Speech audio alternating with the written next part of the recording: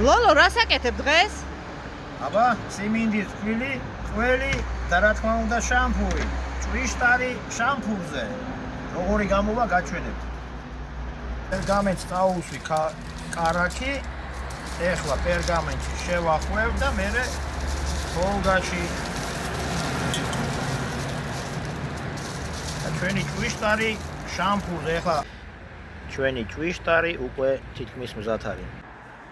მეგობრებო, რომ არ დამეკარგა, გავხსენი, აი ჭვიშტარი შამპურზე ცხელია, თაჟი ცხელია ეხლა. აბა როგორია, ნახოთ.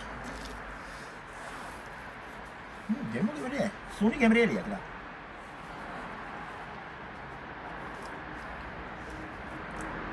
უფრო სიროქს გავს, მაგრამ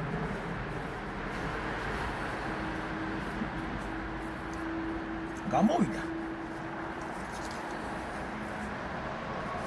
ჭვიშტარი შამპურზე.